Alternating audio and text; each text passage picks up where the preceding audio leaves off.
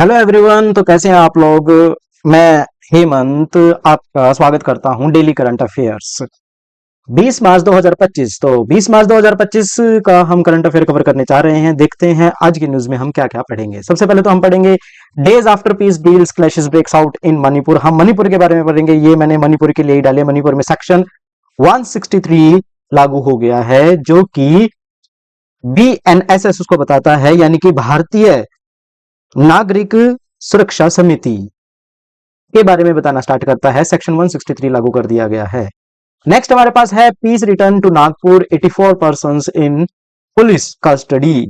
नागपुर के अंदर पीस आ चुका है और पुलिस कस्टडी के अंदर 84 पर्सन हो चुके हैं। नागपुर के अंदर भी एक बवाल हुआ था। एक बवाल तो नहीं कहूंगा कि नागपुर के अंदर भी एक बेसिकली हमारे पास दंगों की स्थिति आ गई थी जब हमारे पास जो विश्व हिंदू परिषद है वो प्रोटेस्ट कर रहा था। चलिए इस न्यूज को भी जब बाद में देखेंगे तो आपको हमें पता चलेगा क्या है। देखिए उसके बाद तो हम करेंगे कि सुनीता विलियम हमारी आ चुकी है फाइनली 9 महीने के इंतजार के बाद, 9 महीने के स्ट्रगल के बाद।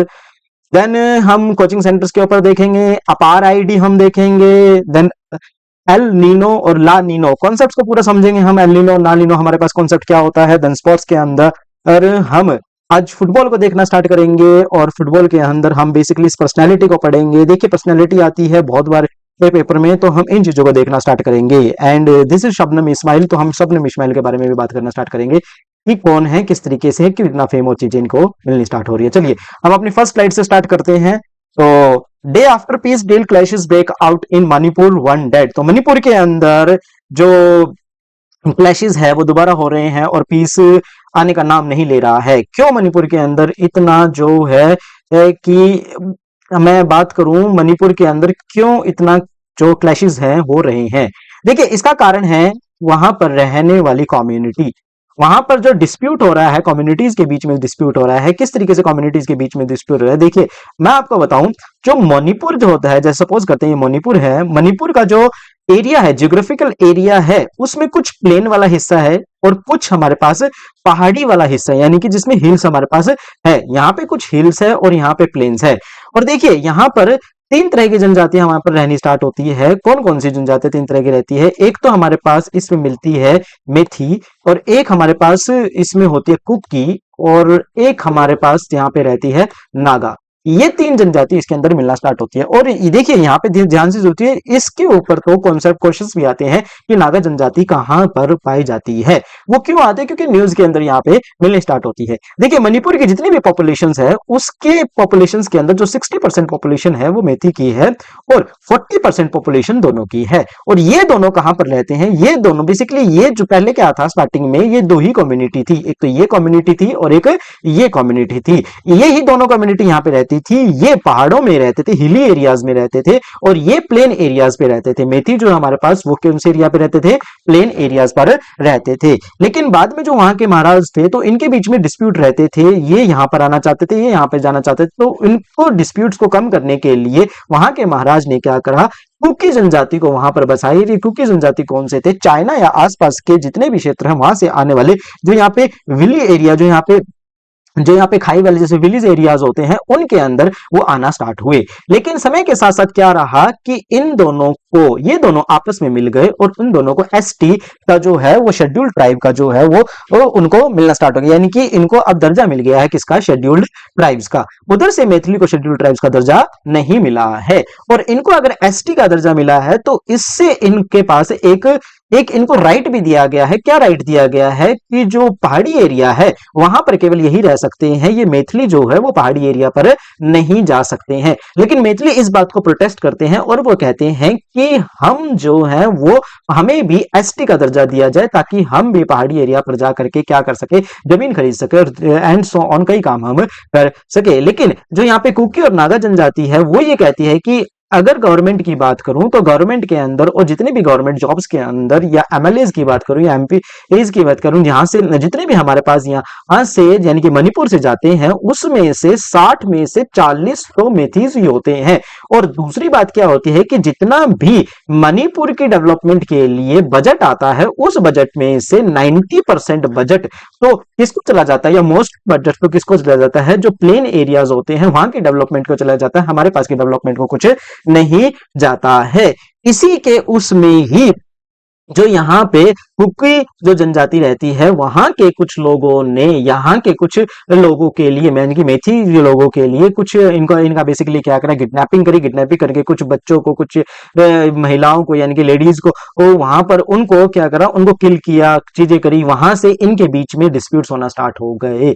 और गवर्नमेंट ने भी इस चीज को रोकने के लिए बहुत कुछ किया, बट गवर्नमेंट कुछ कर ना सकी। क्यों नहीं कर सकी, क्योंकि बेसिकली ये बात भी आ रही है कि इस वाले डिस्प्यूट्स के अंदर भी इनको बेसिकली जो हमारे इंडिया के आसपास जितने भी देश हैं उनसे भी हेल्प मिलनी स्टार्ट हो रही है। क्योंकि जब एक बार का इंसिडेंट मैं बताता हूं, कुकी और नागास जनजाति के अंदर यहां से हमला किया गया मैथिलीज के ऊपर, वो भी हमला किससे किया, ड्रोन से किया गया। यानी कि जो हाईटेक डेवलप्ड जो हमारे पास वेपन्स होते हैं उन वेपन से यहाँ पे चीजें की गई। तो मैथीज ने कहा है कि या तो आप देखिए, नहीं तो इसके बाद जो भी मणिपुर में होगा वो चीज हो, ठीक है। तो वहां से क्या हुआ कि मणिपुर के जो सीएम है, यानी कि तो 3 फरवरी से उन्होंने 3 या 4 फरवरी के आसपास मणिपुर के सीएम ने क्या करा, अपने रिजाइन दे दिया है। और अब मणिपुर के अंदर बेसिकली कौन सा रूल है, प्रेसिडेंट रूल लगा हुआ है। और वो जो बेसिकली क्या रहता है, अब यहां पर कैसे हुआ है ये यहाँ पे मैं बताता हूं। जैसे ये हमर है, ये दैट इज कॉल्ड हमार एंड जोमी कम्युनिटी के बीच में अब ये हुआ। हमार और जोमी कम्युनिटीज बेसिक कौन सी है, वो कुकी के ही 2 सब डिवाइडेड हमारे पास कम्युनिटीज आती है। और इसीलिए वहां पर कौन सा सेक्शन लागू हुआ है, सेक्शन 163 लागू हुआ है, जो कि किस चीज के बारे में बताता है, BNSS के बारे में, यानी कि भारतीय नागरिक सुरक्षा समिति के बारे में बताता है, सुरक्षा संहिता के बारे में बताता है कि कोई भी भारत का नागरिक होता है उसको सुरक्षित रहना है, वो सेक्शन 163 ही देना स्टार्ट करता है। देखिए मणिपुर में किसकी गलती किसकी गलती नहीं है, मैं आपको यह नहीं बताऊंगा, लेकिन मैं आपको यह समझाना चाहता था कि एक्चुअल जो हमारे पास वहां पर डिस्प्यूट हो रहा है, उस डिस्प्यूट का एक्चुअल रीजन क्या है। उस डिस्प्यूट का एक्चुअल रीजन है जो मैथिली है, कुकी है और नागाज है जनजाति है, उन दोनों के बीच का हमारे पास है। आई होप मैं समझा पाया हूं और समझ पाए इसको। तो मैं अपनी नेक्स्ट स्लाइड के ऊपर जाना स्टार्ट करता हूं। चलिए नेक्स्ट स्लाइड है हमारे पास नागपुर। नागपुर के अंदर भी हमारे पास क्या आ रहा है, नागपुर के अंदर भी हमारे पास दंगे की सिचुएशन आ रही है और पुलिस ने उसमें 84 पर्सन को अरेस्ट किया है। और वहां पर भी पुलिस बल तैनात है और कई जो हमारे पास दंगे हैं उसको रोकने की कोशिश कर रहा है। देखिए यहां पर अगर मैं बात करूं, जो विश्व हिंदू परिषद और बजरंग दल, ये दोनों बैठ करके वहां पर प्रोटेस्ट कर रहे थे। क्यों प्रोटेस्ट कर रहे थे, कि जो हमारे संभाजी हैं, छत्रपति संभाजी, जो हमारे पास छत्रपति संभाजी है, छत्रपति संभाजी है, आपको पता होगा मूवी भी आई है छत्रपति संभाजी के ऊपर। जो हमारे पास छत्रपति संभाजी है, उन छत्रपति संभाजी के नगर में, वहां पर नगर है एक छत्रपति संभाजी नगर, कहां पर, नागपुर के अंदर।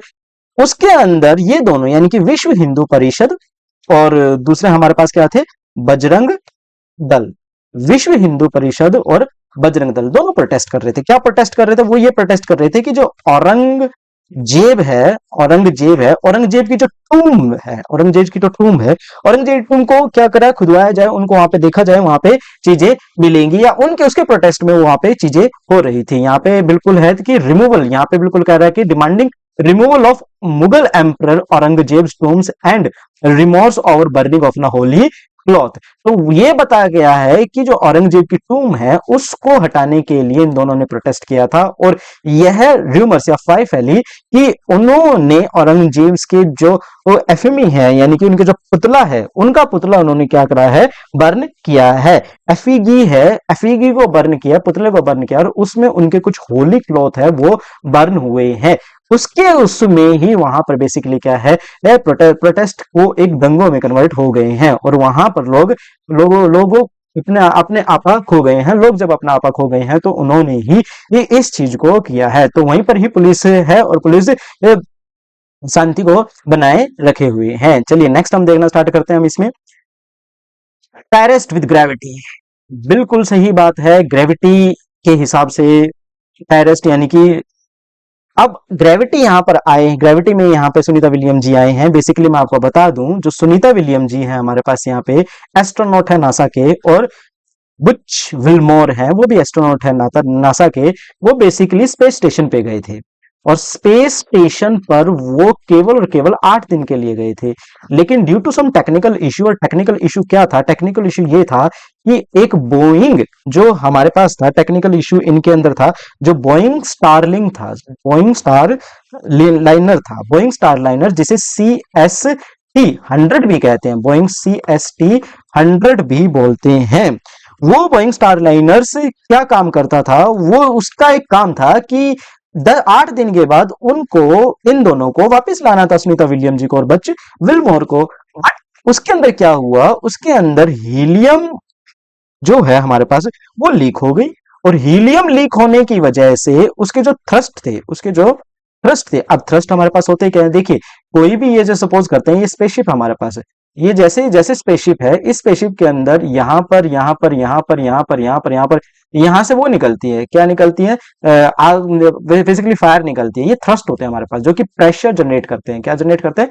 प्रेशर जनरेट करते हैं। ये एक्चुअल में 28 थ्रस्ट थे, और उसमें से 5 थ्रस्ट क्या हो गए थे? खराब हो गए थे।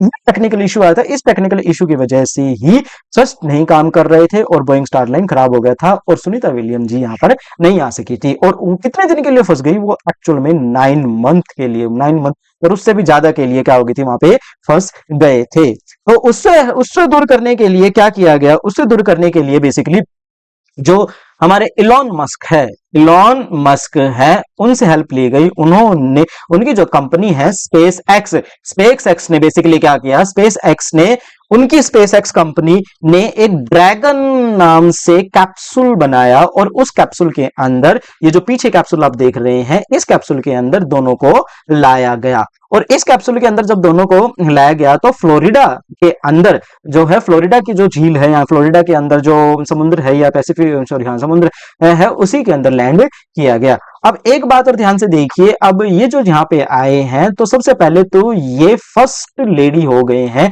जिन्होंने सबसे ज्यादा स्पेस में टाइम बिताया है, और वो भी कैसा स्पेस में? अनप्लैनेड स्पेस में टाइम बिताया है। 9 महीने इन्होंने किया है। दूसरा, ये हमारी स्टडी किस लिए इंपॉर्टेंट हो जाएगी? सबसे पहले तो ये हमारी स्टडी इंपॉर्टेंट हो जाएगी स्पेस मेडिसिन के लिए। स्पेस मेडिसिन हमारे पास क्या होता है? एक ऐसी मेडिसिन होती हैं जो कि स्पेस एस्ट्रोनॉट को दी जाती है, ताकि वो स्पेस में सर्वाइव कर सके। अब यहाँ पे इनकी बॉडी के ऊपर क्या एक्सपेरिमेंट किए, एक्सपेरिमेंट नहीं, स्टडी की जाएगी इनकी बॉडी की। इनकी बॉडी की स्टडी करके ये पता लगाया जाएगा कि कितने टाइम में एंटी ग्रेविटी के अंदर, यानी कि अगर मैं बात करूं माइक्रो ग्रेविटी के अंदर, माइक्रो ग्रेविटी के अंदर रहने के बाद कितने टाइम पे उनकी बॉडी के ऊपर क्या क्या इफेक्ट बनता है, और उस इफेक्ट को दूर करने के लिए कौन कौन सी मेडिसिन किस तरीके से हमारे पास ला सकते हैं। तो यहां पर ये स्टडी के लिए बहुत अच्छा है, मतलब कि उनके लिए ऑब्वियसली बात है, इनके लिए तो अच्छा है नहीं बिल्कुल, लेकिन ये कहते हैं कि होता है तो बहुत कुछ सोच समझ कर ही होता है, और वहीं से हमें कुछ ना कुछ बेनिफिट मिलना स्टार्ट करता है। चलिए, आपको ये चीज समझ में आई होगी। नेक्स्ट स्लाइड के ऊपर हम जाना स्टार्ट करते हैं। Suicides by students, Rajasthan tables bill on coaching centres. तो राजस्थान ने कोचिंग सेंटर के ऊपर बिल बना दिया है, और वो टेबल पर रख दिया है। और वो क्यों किया है? क्योंकि आए दिन सुसाइड्स हो रहे थे, बच्चे कर रहे थे। आगे बात समझ में। और ये बिल दिया है, जो चीफ मिनिस्टर जो है अभी आने वाला है, ये बिल, इस बिल के अंदर क्या क्या बातें की गई है? सबसे पहले तो इसके अंदर बातें अगर मैं दिखा दूं, देखो यहाँ पे, as many as 28 students die by suicides in Kota in 2023 and 1724 and 7 as far for this year. 7 इस साल भी हुए हैं। देखिए, बात क्या होती है, उन्होंने क्या कहा है कि अगर किसी कोचिंग सेंटर के अंदर 50 और 50 से ज्यादा, या 50 से ज्यादा अब बच्चे हो जाएंगे। सबसे पहले बात क्या है, अगर स्टूडेंट्स किसी भी कोचिंग सेंटर के अंदर मोर देन 50 हो गए, तो उनको रजिस्टर कराना पड़ेगा अपने इंस्टीट्यूट को, अपने जो इंस्टीट्यूट है उसको रजिस्टर्ड कराना पड़ेगा, उसको रजिस्टर करा देंगे। After the registration, coaching institute register कराने के बाद नेक्स्ट स्टेप हमारे पास उनका क्या हो जाएगा कि भाई, सबसे पहले तो आप जो फी स्ट्रक्चर है, सबसे पहले तो आप फी स्ट्रक्चर भी ध्यान से दीजिए। फी स्ट्रक्चर भी आप ध्यान से रखेंगे, आप फी स्ट्रक्चर अपने हिसाब से बिल्कुल भी नहीं बढ़ाएंगे। वो डिपेंड करता है कि आप फैसिलिटी क्या दे रहे हैं, आप के पास टीचर क्या है, किस तरीके से हैं, आप कितनी सैलरी उनकी निकाल रहे हैं, उनके ऊपर ही हमारे पास है। क्योंकि होता क्या है, बेसिकली पेरेंट्स जो होते हैं वो लोन ले करके, पैसे दे करके अपने बच्चों को पढ़ने के लिए भेजते हैं, और बच्चा जो होता है, यानी कि जो स्टूडेंट जो होता है, वो बीच में फंस जाता है। अब उससे वो चीज हो नहीं रही होती है, या कोई भी प्रॉब्लम्स उसके पास आती है, या इंस्टीट्यूट में चीजें जैसे भी है, या वो भटक जाता है, या XYZ कोई भी कारण हो जाता है, तो वो वापस नहीं जा सकता। क्यों नहीं जा सकता? क्योंकि लोन है, पैसा है, पैसे चीजें हैं, पेरेंट्स के भी उम्मीदें होती हैं, बाकी सारी चीजों की उम्मीदें होती हैं। तो कहीं ना कहीं गवर्नमेंट इस बिल से क्या राहत लाने की कोशिश कर रही है स्टूडेंट्स के ऊपर, जो मनी प्रेशर्स होता है, जो फाइनेंस प्रेशर होता है, उसको कम करने की कोशिश कर रही है। तो आई होप इसको आप समझे होंगे कि सुसाइड को रोकने के लिए राजस्थान गवर्नमेंट का पहला कदम है, जिसके अंदर उन्होंने दोनों को समझते हुए, कोचिंग इंस्टीट्यूट और स्टूडेंट्स की हालत को समझते हुए ये बिल लाए हैं। चलिए नेक्स्ट देखना स्टार्ट करते हैं। हमारे पास अपार आईडी। व्हाट इज अपार ID? It's automatic permanent, I think अपार आईडी हमारे पास आनी स्टार्ट हो रही है ऑटोमेटिक। देखिए अपार आईडी स्टूडेंट की बननी स्टार्ट होती है, ठीक है ना। तो हमारे पास अपार आईडी कौन सी है? ये NEA की है हमारे पास। दैट इज अपार ID is automated permanent academic account registry. This is automatic permanent admit account registry. Full form important है। एक स्टूडेंट का एक डॉक्यूमेंटेशन यानी कि एक रजिस्ट्री तैयार कर दी गई है, जिसमें स्टूडेंट के बारे में सब कुछ लिखा हुआ है। क्या अपार आईडी मैंडेटरी है? नहीं, अपार आईडी मैंडेटरी नहीं है। अपार ID is not mandatory. It is helpful for the student. ये हेल्पफुल है किसके लिए? स्टूडेंट के लिए। क्यों? क्योंकि एक आईडी बताओ और उसका जितना भी है स्टूडेंट कैरियर का, उनका जितना भी चीजें रहेगी, कि उसमें जो भी चीजें हैं उसकी सारी की सारी एक साथ आनी स्टार्ट हो जाएगी। देखिए यहां पर भी अगर हम देखें तो यहाँ पे तीनों जो पॉइंट हमारे पास यहाँ पे है, ये पहली पॉइंट में बता रहा है that it is not mandatory according to the document posted on the ID official sites, however circulars by the CBSC। And next अगर मैं बात करूं तो यहां पर अगर मैं बात करूं तो parents have the options of writing the schools and opting out of the generating the APAR IDs of the children in their care। तो अगर कोई भी चिल्ड्रन, किसी भी बच्चे को एक स्कूल से दूसरे स्कूल में स्विच करना है, तो उनको क्या करता है? स्कूल लिविंग सर्टिफिकेट लो, ये करो, स्कूल बेसिकली इस स्कूल के पास, यानी कि इस स्कूल से इस स्कूल के पास, उसके पास कोई भी, देखिए ये स्कूल है, स्कूल ए है, ये स्कूल बी है। अगर कोई भी बच्चा ए स्कूल से बी स्कूल में जाता है, तो बी स्कूल ये कहता है कि हमारे पास स्टूडेंट का पिछला रिकॉर्ड कुछ भी नहीं है, उस रिकॉर्ड को लाने के लिए स्कूल ए से एक स्कूल लिविंग सर्टिफिकेट लाना स्टार्ट कीजिए। तो उसको ही खत्म करने के लिए, उसी चीज को खत्म करने के लिए, या एक चीज नहीं कई चीजों में हेल्प करने के लिए, जो सीबीएसई है उन्होंने, या सीबीएसई छोड़िए, जो हमारे पास न्यू एजुकेशन पॉलिसीज हैं यानी कि NEP है, उसके अकॉर्डिंग अपार आईडी किसी भी स्टूडेंट की होनी चाहिए, ताकि स्टूडेंट कहीं पर भी, किसी भी स्टेट में, कहीं पर भी, किसी तरीके से भी जाए, तो उसको किसी भी तरीके का प्रॉब्लम ना आए, ना स्कूल वालों को आए एडमिशन के लिए, ना स्टूडेंट को आए। देखिए नेक्स्ट हम करना स्टार्ट करते हैं El Nino, that is called, next हम करना स्टार्ट करते हैं El Nino and La Nina. El Nino and La Nina very very important. क्यों यहाँ पे स्टडी में आया है? ये इसलिए स्टडी में आया है because it affect the Indian agriculture.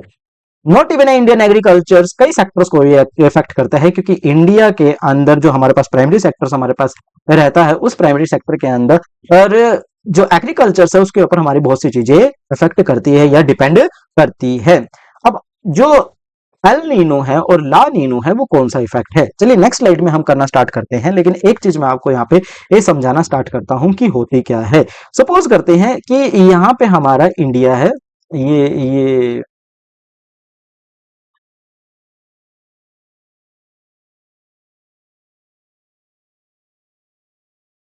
That one is in India. India के अंदर जितना भी मानसून आता है, इंडिया के अंदर जो भी मानसून आता है, वो नॉर्मल इफेक्ट की वजह से आता है। अब नॉर्मल इफेक्ट हमारे पास होता क्या है? देखिए नेक्स्ट स्लाइड में मैं आपको समझाना स्टार्ट करूं नॉर्मल इफेक्ट क्या है। देखिए नॉर्मल ईयर, नए नॉर्मल साल में होता क्या है, एक बात ध्यान से सुनिए। देखिए इक्वेट जो होती है वो कहां से जाती है? साउथ अफ्रीका लेते हैं, ये इंडिया है, और साउथ अफ्रीका के बिल्कुल यहां से नीचे से, यानी कि इंडिया के अंदर से नहीं, इंडिया के बिल्कुल नीचे से इक्वेटर जाना स्टार्ट करती है, यहां से इक्वेटर जाना स्टार्ट करती है। ओके, तो इक्वेटर पता है, तो इक्वेटर का मतलब क्या होता है? इक्वेटर का मतलब होता है टेम्परेचर हाई, बहुत ज्यादा हाई टेम्परेचर। हाई टेम्परेचर का मतलब होता है वाटर फॉर्म होगा। अंडरस्टैंड? टेम्परेचर हाई है।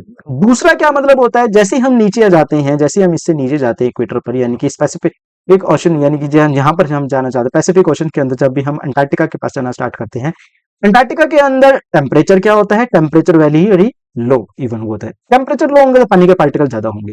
और एक बात बिल्कुल ध्यान दीजिए कि पानी के पार्टिकल जितने जितने जितने पास होते हैं वो फ्लो इजिली नहीं कर पाते हैं। तो यहाँ पे टेम्परेचर हाई, यहाँ पे टेम्परेचर लो, तो पानी जब भी यहाँ पे स्टार्ट होता है तो वॉर्म होना स्टार्ट होता है, जब भी यहाँ से ऐसे तक। तो जैसे ही पानी वॉर्म होता है तो वो फ्लो होता है, वार्म वाटर जैसे यहाँ पे आ जाता है तो यहाँ पे वार्म वाटर आएगा। जैसे यहाँ पे टेम्परेचर हाई होगा, वार्म वाटर होगा, यहाँ पे वेपराइजेशन होगी, इवेपोरेशन होगी। इवेपोरेशन होगी तो यहाँ पे बादल बनेंगे, और ये बादल इस कोस्ट के ऊपर, इन सभी एरिया के ऊपर क्या करते हैं, मानसून्स का लाना स्टार्ट करते हैं, यानी कि बारिश आनी स्टार्ट होती है। आई होप आप समझ पाए होंगे कि नॉर्मल ईयर में होता क्या है, बारिश आनी स्टार्ट होती है। लेकिन एल नीनो के अंदर ये एक्टिविटी बिल्कुल अलग हो जाती है। एल नीनो के अंदर एक्टिविटी अलग क्यों हो जाती है? एल नीनो के देखो यहां पर एक एक नॉर्मल अमाउंट में वाटर आ रहा है, यानी कि बारिश आ रही है। एल नीनो के अंदर एक्टिविटी अलग हो जाती है। देखो वो एक्टिविटी क्यों अलग होती है, दैट इज द एक्सेप्शंस, और इसी में साइंटिस्ट है कि ये एक्टिविटी क्यों अलग हो जाती है। और ये कहीं ना कहीं ग्लोबल वार्मिंग या कहीं ना कहीं चीजों, या ग्लोबल वार्मिंग भी नहीं कहूंगा, कि कहीं ना कहीं पॉल्यूशन या कुछ ना कुछ चीजें हैं, या ये एक रैंडमली हैपन होने वाला इवेंट होता है अर्थ का। अब उसमें क्या होता है, ध्यान से देखिए। अब यहाँ पे क्या होता है कि यहाँ पर अब जैसे ये इक्वेटर है, जैसे ये इक्वेटर है, अब यहाँ पर तो पहले यहाँ पर क्या था, कोल्ड वाटर था, यहाँ पे क्या था, कोल्ड वाटर, और अब यहाँ पे क्या होता है, वार्म वाटर, हॉट वाटर आ जाएगा यहाँ पे। और ये अगर यहाँ पे हॉट वाटर आ जाए तो कोल्ड वाटर कहाँ चला जाएगा, कोल्ड वाटर यहाँ चला जाएगा। यानी कि अब पार्टिकल की डेंसिटी कहाँ होगी, पार्टिकल की डेंसिटी यहाँ ज्यादा होगी, पार्टिकल की डेंसिटी यहाँ क्या होगी, कम। इवेपोरेशन कहाँ होगी, इवेपोरेशन यहाँ होगी, और यहाँ पार्टिकल ज्यादा है तो वो इवेपोरेट नहीं होंगे। इवेपोरेट नहीं होते यहाँ पे बादल नहीं बनेंगे, और बादल बनेंगे कहां, बादल बनेंगे यहां पर। और जैसे यहाँ पर बादल बनेंगे, यहाँ पर बारिश आनी स्टार्ट हो जाएगी। और दूसरी बात, जैसे यहाँ पे बारिश आनी स्टार्ट हो जाती है, ठीक है ना, तो यहाँ पर पानी आना स्टार्ट हो जाता है। लेकिन यहाँ पर क्या हो जाता है, यहाँ पर मॉनसून नहीं आता है, और मॉनसून नहीं आता तो बारिश नहीं आती, और बारिश नहीं आती है तो यहाँ पे किस चीज की कंडीशन आती है, यहाँ ड्रॉट यानी कि सूखे की कंडीशन आनी स्टार्ट हो जाती है। आई होप अल नीनो को आप समझे होंगे। और सूखे से आने वाले जितने भी इफेक्ट होते हैं हमारे पास, भुखमरी से आने वाले, एग्रीकल्चर नहीं ग्रो होती, एग्रीकल्चर नहीं ग्रो होती तो बाकी चीजें नहीं होती है, हमारे ऊपर ये नेगेटिव इंपैक्ट डालना स्टार्ट होता है। देखिए अल नीनो के ऊपर बिल्कुल ये बात बिल्कुल ध्यान रखेंगे कि ये नेगेटिव इंपैक्ट डालना स्टार्ट करता है, पॉजिटिव इंपैक्ट नहीं डालना स्टार्ट करता है। लो रेनफॉल होती है। अगर क्वेश्चन आएगा अल नीनो के ऊपर तो यही आएगा कि अल नीनो के अंदर कैसी रेनफॉल होती है, अल नीनो के अंदर लो रेनफॉल होती है। अल नीनो के अंदर हॉट वाटर जो है वो दूर रहता है, और कोल्ड वाटर क्या रहता है, पास रहता है। और रेट ऑफ इवेपोरेशन, अगर मैं बात करूं यहाँ पे, रेट ऑफ इवेपोरेशन भी क्या होती है, बहुत ज्यादा लो होती है अल नीनो के ऊपर। चलिए अल नीनो हमने समझा। देखो जो नॉर्मल ईयर है वहां पे तो रेट ऑफ इवेपोरेशन नॉर्मल रहती है, यानी कि इसमें बहुत ज्यादा लो रहती है। नेक्स्ट स्लाइड, नेक्स्ट कंडीशंस के ऊपर मैं जाऊंगा, ला नीनो। ला नीनो ईयर्स का ये रिवर्स होते हैं, यानी कि नॉर्मल ईयर का ही होता है यहाँ पे, ठीक है ना। लेकिन होता क्या है, यहाँ पे टेम्परेचर ज्यादा हो जाता है, यहाँ पे टेम्परेचर, हॉट वाटर जो हो जाता है वो हाई हो जाता है, और टेम्परेचर जो होता है वो हाई हो जाता है। देखिए टेम्परेचर उल्टा सीधा है, जैसे यहाँ पे टेम्परेचर हाई हो जाता है तो यहाँ पे रेट ऑफ इवेपोरेशन होगा, यही रेट ऑफ इवेपोरेशन भी क्या हो जाएगा, रेट ऑफ इवेपोरेशन भी हाई हो जाएगा। और जैसे ही रेट ऑफ इवेपोरेशन हाई हो जाएगा, यहाँ पे बादल भी क्या बनेंगे, बहुत ज्यादा बनेंगे। और जैसे यहाँ पे बादल ज्यादा होने स्टार्ट हो जाएंगे तो यहाँ पे मॉनसून भी, यानी कि रेनफॉल भी कैसा होगा, रेनफॉल भी यहाँ पे कैसा होगा, हाई होगा। और हाई रेनफॉल से क्या होगा, फ्लड आएगी। हाई रेनफॉल से क्या होगा, हमारे पास फ्लड आएगी। देखिए फ्लड भी हमारे पास बेकार है, लेकिन ये पॉजिटिव सेंस में हमें देना स्टार्ट करता है। क्या पॉजिटिव सेंस में देना स्टार्ट करता है, सबसे पहले तो अगर जितना पानी हमारे पास आएगा, ऑब्वियसली बात है कि अगर हम रेन वाटर की बात करें या हम ग्लेशियल या प्योर वाटर की बात करें तो वो बहुत ज्यादा कम रहता है हमारे पास। तो चलिए उसके ऊपर, कॉन्सेप्ट के ऊपर तो मैं बाद में जाऊंगा। तो सबसे पहले पॉजिटिव इंपैक्ट हमारे पास कौन कौन सा होता है, क्या इंपैक्ट होता है कि जितनी भी हमें वाटर नीडेड जो हमारी क्रॉप्स होती हैं वो अच्छे से ग्रो होती हैं उसके अंदर, नंबर वन। नंबर टू, जो हाइड्रो इलेक्ट्रिक पावर होते हैं, यानी कि जितने भी डैम्स होते हैं उनमें पानी अच्छे से आता है, डैम्स के टर्बाइन अच्छे से मूव करते हैं, अच्छे से रन करते हैं और सारी की सारी चीजें हमारे पास होनी स्टार्ट होती है। तो इस तरीके से ला नीनो पॉजिटिव इंपैक्ट डालता है, हाइड्रो इलेक्ट्रिक ग्रोथ करता है, हाई रेनफॉल होता है, एग्रीकल्चर को सपोर्ट करता है, यानी कि ये पॉजिटिव सेंस में होता है। ये किस सेंस में होता है? ये नेगेटिव सेंस में होता है। एक और चीज बिल्कुल ध्यान से समझिए, एल नीनो अगर क्वेश्चन कभी भी आ जाता है तो क्वेश्चन इस चीज के ऊपर भी बनेगा कि एल नीनो का मतलब क्या होता है। एल नीनो का मतलब होता है the little child. Little child, El Nino का मतलब होता है द लिटिल चाइल्ड। और ला नीनो का यानी कि जहां पर फिनोमेना होते हैं जिन लैंग्वेज में वहां पे कहा जाता है, और ला नीनो का मतलब होता है the little girl. La the little girl, इसको हम द लिटिल गर्ल के हिसाब से कहना स्टार्ट करते हैं। आई होप आपको समझ में आया होगा ला नीनो एंड अल नीनो क्या होता है। बिल्कुल ध्यान रखिए, एक ही चीज से ध्यान रखिए, rate of evaporation. El Nino के अंदर रेट ऑफ इवेपोरेशन कम हो जाता है, ला नीनो के अंदर रेट ऑफ इवेपोरेशन ज्यादा हो जाता है। नॉर्मल ईयर में रेट ऑफ इवेपोरेशन नॉर्मल रहता है। और वो क्यों रहता है? क्योंकि हाई लो टेम्परेचर से हाई टेम्परेचर में जाना स्टार्ट करते हैं, लो टेम्परेचर से हाई टेम्परेचर में जाना स्टार्ट करते हैं तो रेट ऑफ इवेपोरेशन बढ़ता है और वाटर भी फ्लो होना स्टार्ट होता है।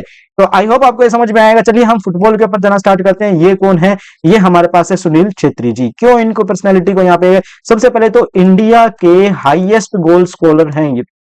हाईएस्ट जो हमारे पास इंडिया है, जो इंडिया के हाईएस्ट गोल स्कोरर है ये, नंबर 1। नंबर 2 हमारे पास क्या है? जो वर्ल्ड है, वर्ल्ड के अंदर ये तीसरे नंबर पे आते हैं। पहले नंबर पे हमारे पास कौन से आते हैं? तो पहले नंबर पे हमारे पास आते हैं लियोन मेसी जी। और दूसरे नंबर पे हमारे पास कौन से आते हैं? देखिए दूसरे नंबर पे हमारे पास होते हैं रोनाल्डो जी। और तीसरे नंबर पे हमारे पास कौन से आते हैं?